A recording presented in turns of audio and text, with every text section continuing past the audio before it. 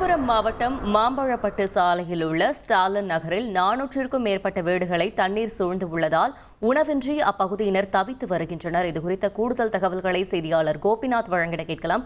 கோபிநாத், வணக்கம். அப்பகுதியில் தண்ணீர் சூழ்ந்திருப்பதை பார்க்க முடிகிறது. இதற்கு தண்ணீரை வெளியேற்றுவதற்காக மாவட்ட நிர்வாகம் சார்பில் ஏதேனும் நடவடிக்கை மேற்கொள்ளப்பட்டதா? அப்பகுதியினர் என்ன தெரிவிக்கிறார்கள்? கள விவரங்கள்.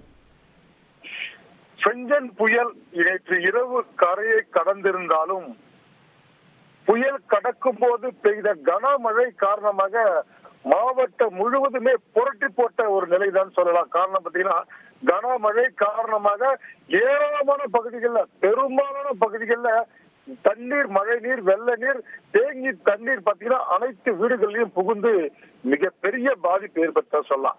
இது விழுப்புரம் மட்டுமல்ல, இதே போல விழுப்புரம், திண்டிவனம், மயிலம், மரக்காணம் உள்ளிட்ட மாவட்டத்தின் பெரும்பாலான பகுதிகளில் இந்த மழை நீரால் ஒரே ஒரு மிஷின் உங்க லைஃபையே மாத்திடும்.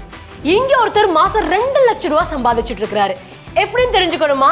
இப்பவே ஃப்ரீடம் ஆப்பை டவுன்லோட் பண்ணுங்க. கடுமையான பாதிப்பு ஏற்பட்டிருக்கு. நம்ம பார்த்துட்டு இருக்க காட்சிகள் விழுப்புரம் நகரை ஒட்டியுள்ள ஸ்டாலின் நகர். இந்த நகர்ல கூலி தொழிலாளர்கள் சுமார் ஒரு 400க்கும் மேற்பட்டோர் அந்த பகுதியில வசிச்சு வராங்க.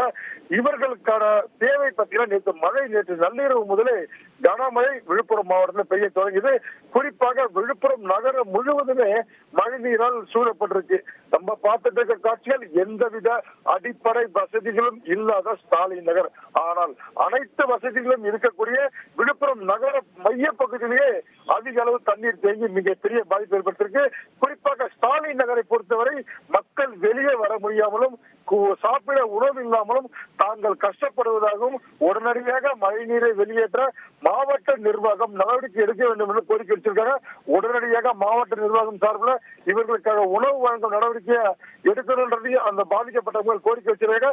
இந்த தகவல் மாவட்ட ஆட்சியருக்கு தெரிவிக்கப்பட்டிருக்கு. அனைத்து ஏற்பாடுகளும் செய்யப்பட்டுள்ளதாக நம்மகிட்ட மாவட்ட ஆட்சியர் பழனி தகவலை தெரிவிச்சிருக்காரு. தகவல்களுக்கு நன்றி கோபிநாத்.